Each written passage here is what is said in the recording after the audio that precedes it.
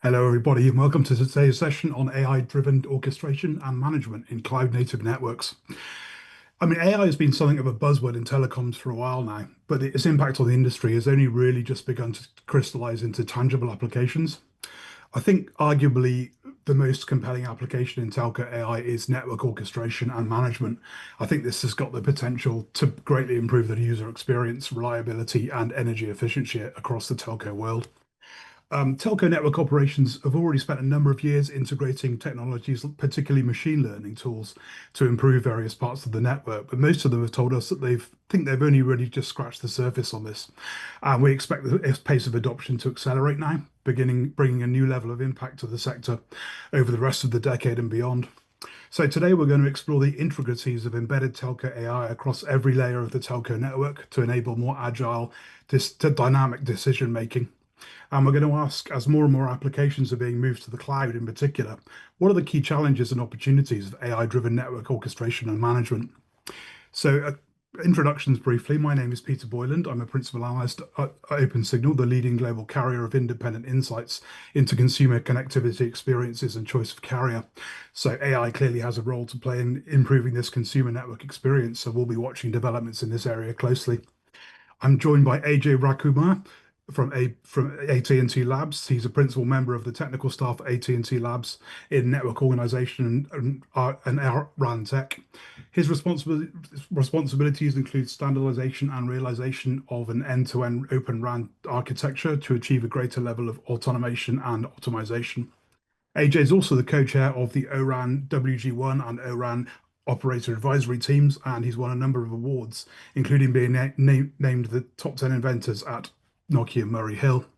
I'm also joined by Yoshihiro Nakamura. He's director of network virtualization platform at NTT DoCoMo, and he's also ETSI's NFV chair. ETSI themselves have just unveiled a new report detailing NFV architecture to support telco cloud networks, which has found that embracing cloud native principles and cutting edge technologies like AI can be used to meet the demands of next generation networks. So we're now going to go over to Yoshi for a 10-minute presentation on NFV virtualization towards the telco cloud. Thank you. So I'm Yoshihiro Nakajima. I would like to present the NFV evolution toward the telco cloud. So I'm at HNFV chairs. So this is our HNFV release. So we are working on the release 5 and 6. So this is a evolution of the NFV framework to support the many type of the deployment, including the VM and containers. And right now, regarding the current trend of cloud native technologies, so we are trying to evolve our HNFV Mano framework itself to future networking. So that means we are trying to change the architecture itself for the simplifications. So this is our latest NFV architectures. So regarding the requirement for the future networking, so we extend the interfaces and the component to meet the requirement for the future networking. But you might see the architecture itself is very complex, and we need to think the dramatical evolutions for the architecture itself. So I would like to say why we need the evolutions. So there are many advancements in IT and the network to telecom industry for the future networking. So including the cloud technology evolution. So you might see the rapid deployment and advance of the containerizations and its container orchestrations. So many brand new devices and DPU, GPU accelerators. And also the current telecom network system is to be the container native and the cloud containerized VNF system. And also the automation is one of the essential key for the operators. recently, the AI/ML and the GenAI will change the way of operations and management. And also, the high level, orchestration and management with the intent-based is much attractive for the operators. And also, the 6G discussion is happening. So we are trying to meet the requirement for the future networking, including 6G. The challenges we face are standardized solutions as a much complex, and we need to solve. And also, we provide end-to-end network management and orchestration. So this is the principle to elevating the NFV technologies. So we started the NFV standardization to realize the virtualization lift and the NFV cloud and the lifecycle management and the descriptor-based automations. But right now, we have lots of requirement for the leveraging the new technologies in cloud. And also, we need to expand the framework itself to the operators' requirement. So that's why we have decided to evolve the NFV evolution with the 6 principles. First one is simplifications, and also the cloud nativeness is much important to realize flexible operations and management in network functions. And also, the lots of cloud exist, and operator want to realize portability among the cloud. And also, we need to maintain the network system for decade. The stable and sustainable evolution is required. And automation is an essential key for the everything. And last, and the flexibility, the modularization, and the scalability is important for even in the orchestration system. Regarding the past requirement for the future networking, we provide the very simplified architectures for Telco Cloud. So you can see the 3 component tiers from the applications, the Telco Cloud services, and the Telco Cloud infrastructures. It's kind of the simplified and consolidated the function to the future networking. And also, in the OSS, BSS communications, so they can provide the interfaces with a simplified and decorative API for the flexible and modularized design for the extensions. So you can see the many technology enablers. Decorative API, management API, it's a new way for orchestrating and management for the infrastructures and the network functions. And the GitOps is a brand new processes for the cloud native philosophy to make a single source of truth for the network functions. And also, so we can provide the resource and the service control-based platform. It's a much flexible and a much modularized infrastructure for the network functions and infrastructures. And data as a code and readable versatile data model is essential for the versioning, testing, the CI/CD pipeline with the simplifying descriptors. And automation intelligence, including the AI and the GenAI, it's a new way, new tools for optimize and realize a much flexible way of management and operations. And the observabilities and the security is essential part for the future networking, because the lots of components exist, and we need to visualize what's happening in the cloud and the infrastructures and the network functions. Using the our new framework system, so one of the motivation is to realize autonomous networking.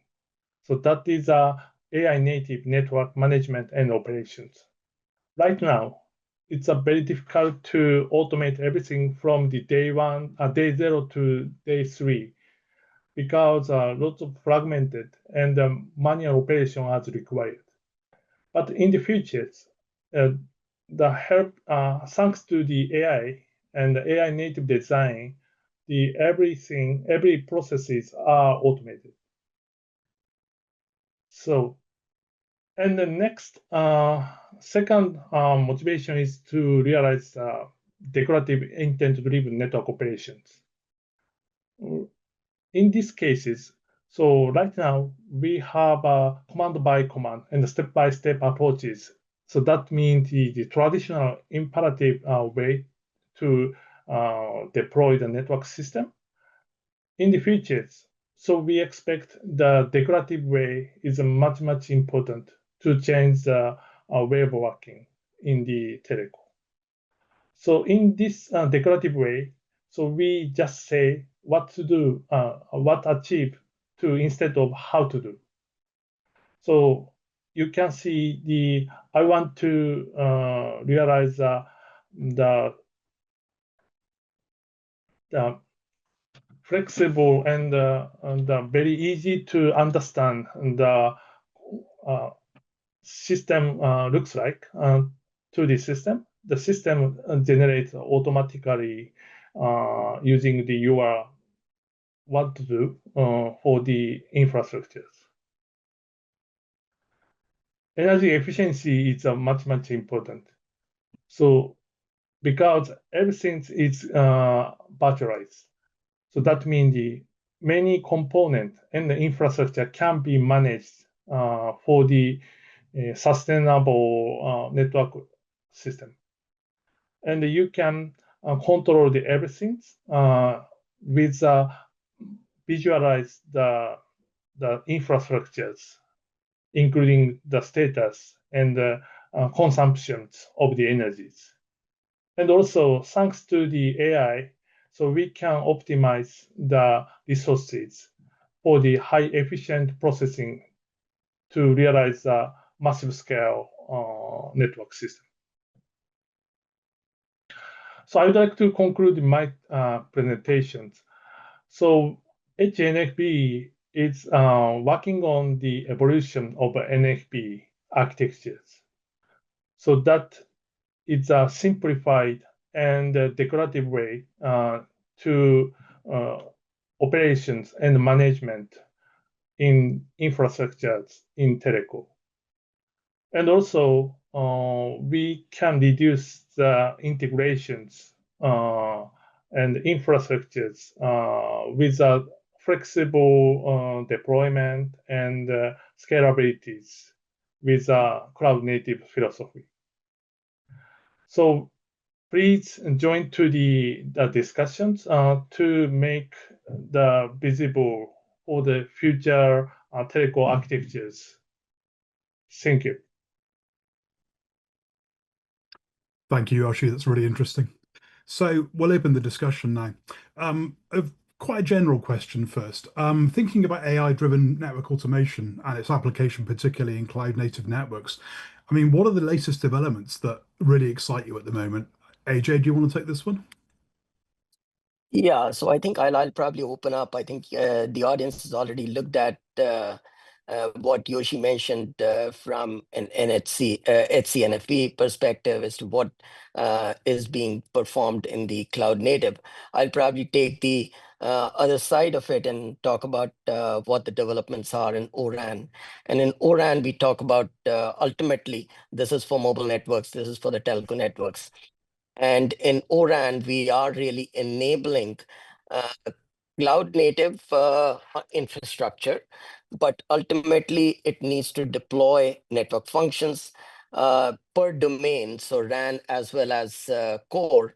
So we should probably broaden the thought process of what exactly this end-to-end orchestration would look like. And when I talk about end-to-end, one can look at it vertically and one can look at it horizontally. I'm talking about from a mobile network end-to-end perspective, both in the RAN and the core and the transport, and then talk about as to what automation would really require. So some of the things that ORAN has enabled, if I may say so, is the RIC platforms, primarily the notion of a framework where intelligence can be incorporated and then used both from in terms of managing network functions, services, slices that decide on it, but then also be able to automate the infrastructure. And that is where the cloud comes in, the infrastructure piece of it, as to what really could be done to optimize it from an energy standpoint or from a transport standpoint. And that is where the notion of dynamically deciding as to where certain functions would reside may be come into play. Yoshi, do you have anything to add to that? Yes, the cloud native with the future networking because much flexible and resource efficient the network so we can provide the network system to the customers, and also the using the AI that we can enable the end-to-end and full automated, and it's a kind of autonomous networking to the customers. So full potential for the future networking. So yeah, I did talking want about to actually address, Peter, if I may, for a second. I think we sometimes in the industry take this dynamic deployment to a great length or to extremes. I think mobile networks have a unique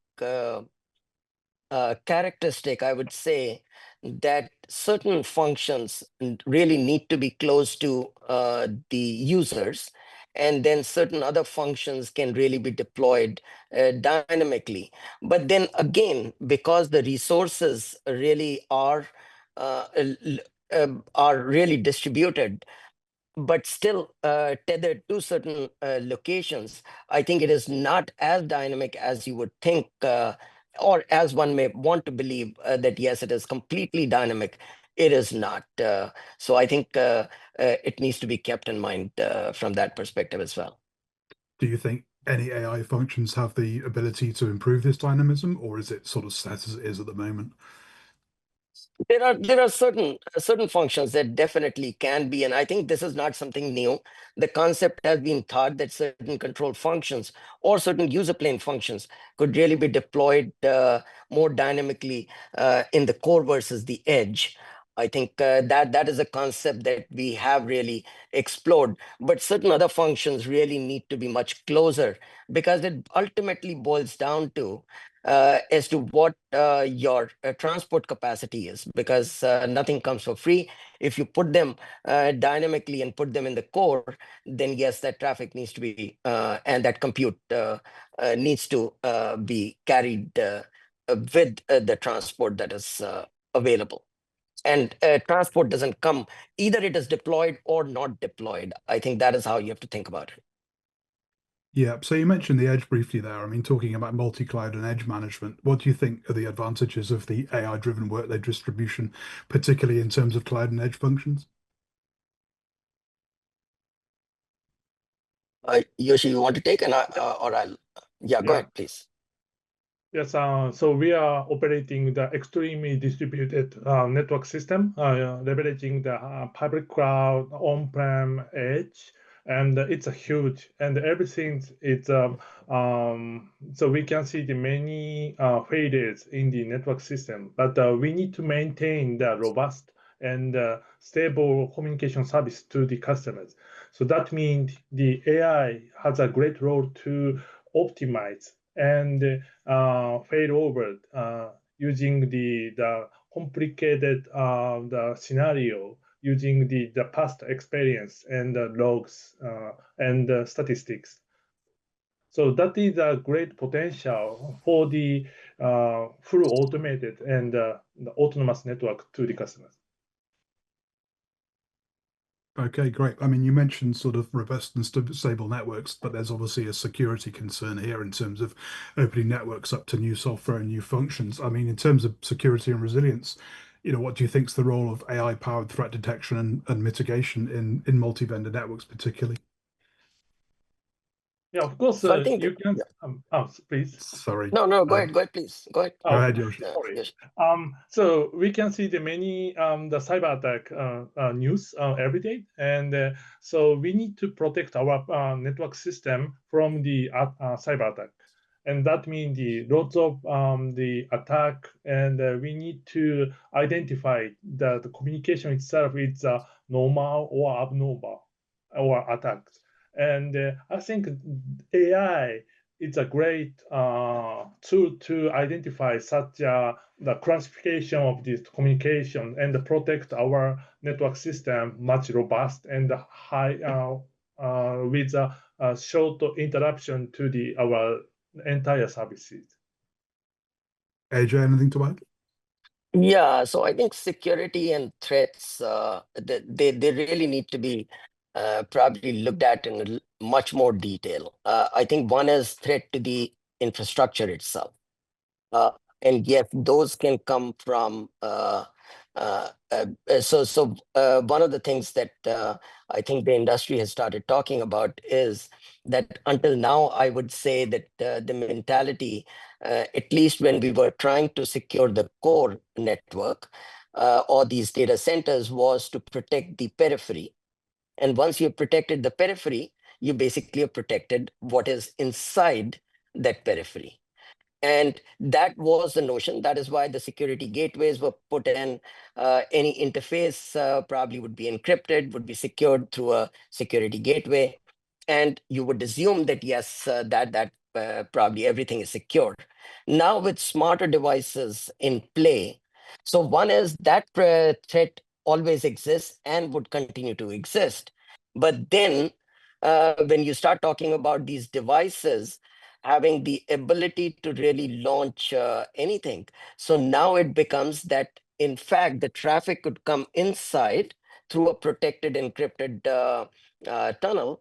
And now it is inside. So the threat could really originate from inside as well. And that is why this notion of mutual authentication or the zero trust, as some would argue, probably comes into being. I think we have to explore it further. Obviously, nothing comes for free. So there is added cost to it in terms of both time and compute. I think it is not just cost. You always, one thinks about it from the perspective of, oh, how many dollars? But ultimately, services, if every packet needs to be probably inspected, I think that can add to the cost as well from a time perspective, from a latency standpoint. So I think the notion, the paradigm needs to change in terms of thinking that, yes, we can secure the periphery and we are secure, versus thinking that, yes, there could be threats that could come from within as well, primarily because there are smarter, much more compute-enabled devices in the network today than it was in the prior generations. Okay, great. I mean, we've talked about security. If we can move on to sort of maybe service assurance and particularly self-healing networks, I think this is something that's that a lot of people have been looking to AI to as a key telco application. I mean, how can AI improve quality of service, particularly with things like anomaly detection and closed loop automation? Ajay? So yeah, I would probably separate one is service assurance and the other is self-healing.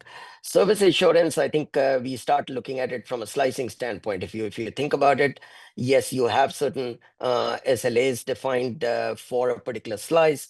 I think slice assurance or service assurance as an extension of a slice could really be thought of. And that is where this entire infrastructure to basically enable, first of all, data management from the underlying infrastructure, both RAN and per domain, plus the cloud infrastructure.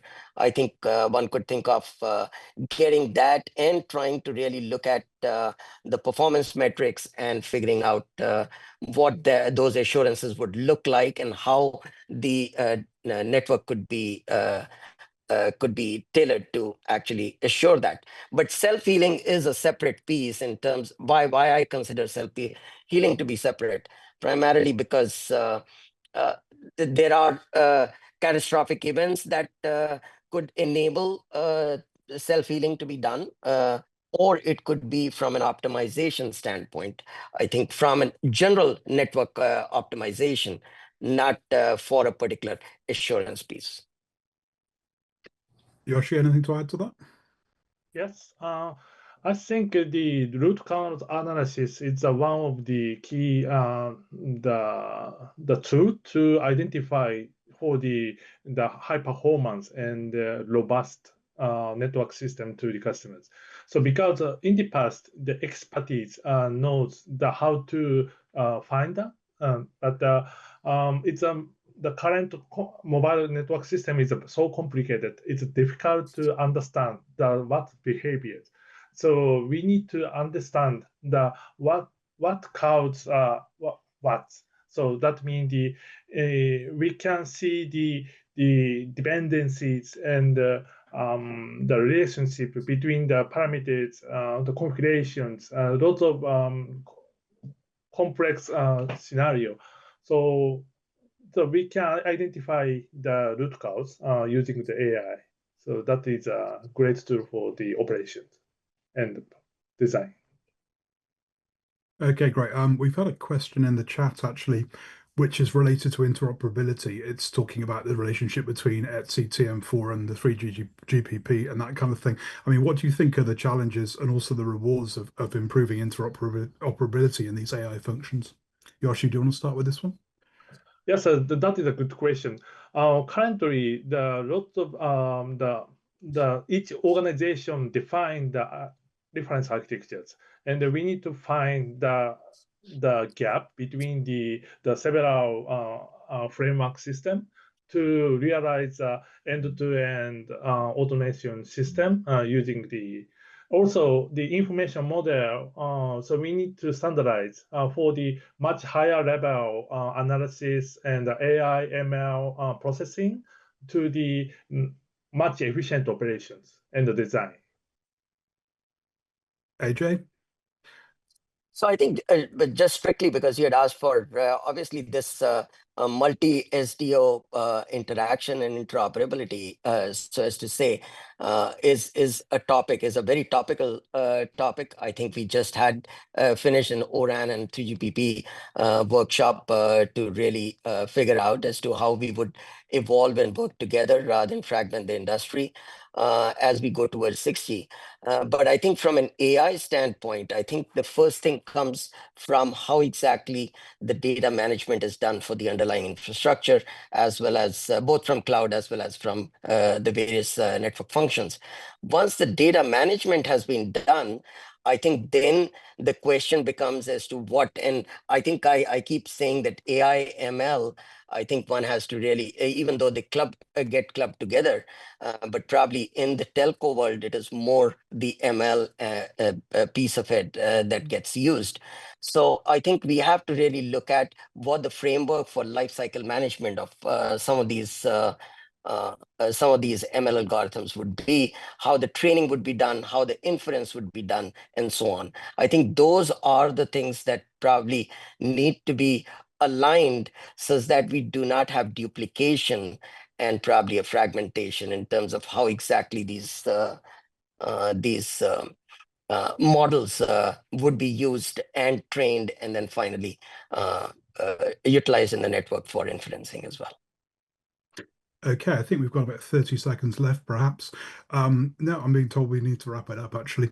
But that's all from us from today. Thank you very much, AJ. Thank you very much, Yoshi, for joining us. And I hope everybody on the call enjoys the rest of the conference. Have a great day. Thank you. Thank you, Peter. Thank you, Yoshi. Thank you.